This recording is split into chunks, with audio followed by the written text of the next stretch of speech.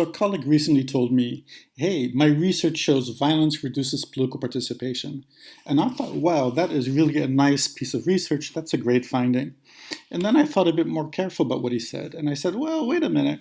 What does he mean by violence? It's not obvious to me. Does he mean robbery or warfare? Is he talking about youth violence or accidents? I really don't know. And what is this political participation? What does that actually mean? Are we talking about voting, protesting, emailing candidates, or elected officials?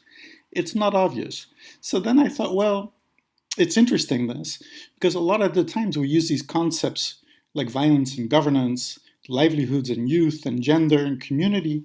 It's not obvious empirically what we're referring to and what kind of idea or definition we have of them. And we really need to do a better job in general at defining what we mean by these things.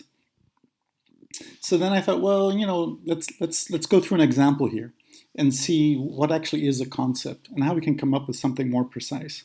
So taking violence that my friend was talking about, let's look at three parts of a concept.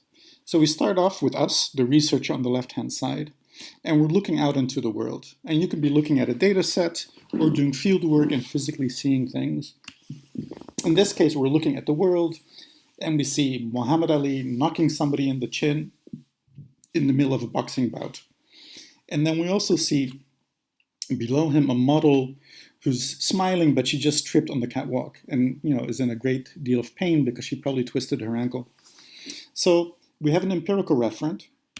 And then the first step is to give it a label and say, well, okay, the first one is violence, with Ali hitting the guy, and the model tripping is not violence.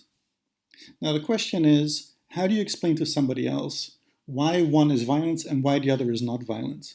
What is it that's happening empirically that makes something violence?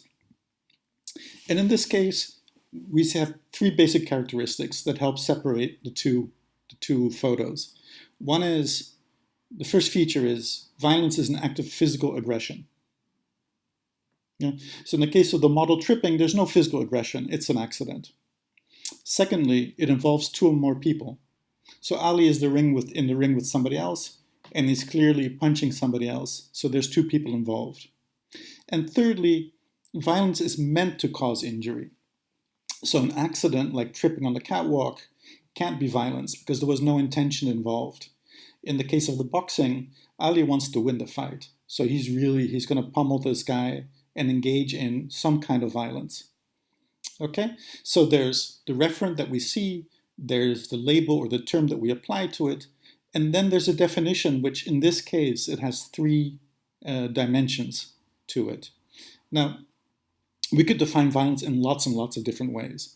And to give you a sense of how complicated defining a simple concept can be, let's have a look at why donkeys are not a car. Now this seems, stunningly obvious, and we have a strong intuitive sense of what a car is when we see one on the street. It's pretty clear. But if you tell a friend what exactly is a car, what makes a car, you'd be surprised how hard it is to define it. So let's take the first step. First step is, car must have an engine. Yeah, that's intuitive, and a donkey clearly has a heart, so without doubt, a donkey is not a car. But then we look at this boat, and the boat is a mega ship, and it has a huge engine. So by our first definition, this ship would be more of a car than the little vehicle that we saw before. But that's not right. So then we go to a second definition. We add a second attribute. It's got to have an engine, but it also needs four wheels. So the Mini Cooper on the left here, the classic English car, is got an engine and it's got four wheels. The guy with the beard holding his rickshaw with three wheels and no engine obviously doesn't qualify. There's a lot of confusion about concepts and types. So here we have a family car, which is a type of car, an SUV, which is a type of car, and this little weird contraption in the bottom right, which has wheels and an engine. So like the other two, it's also a car. Each one has the same three attributes, the same two attributes, but they're just different versions of the same thing. Now, in contrast to that, Prince Boateng, the great footballer from Ghana, has a heart and he's got legs. So there's no doubt that he's not a car. That raises the more complicated question. This lady is wearing a baseball cap and she's sitting on a tractor, and she's engaged in plowing up the fields. And the question is, well, how do we know that this tractor is not a car? It's got an engine, it's got four wheels, so by our initial definition, this should be considered a car. But really, we know it's not. We want something more accurate, and our third conception of a car could include it's got to have an engine, it's got to have four wheels, and the purpose is transport of people. So in the case of the tractor, it's meant for agricultural work, so it can't possibly be a car. In the case of the guy on the left with the baseball cap, he's sitting in a vehicle that's transporting him. It's got an engine, it's got four wheels. Clearly, it's a car and different from a tractor.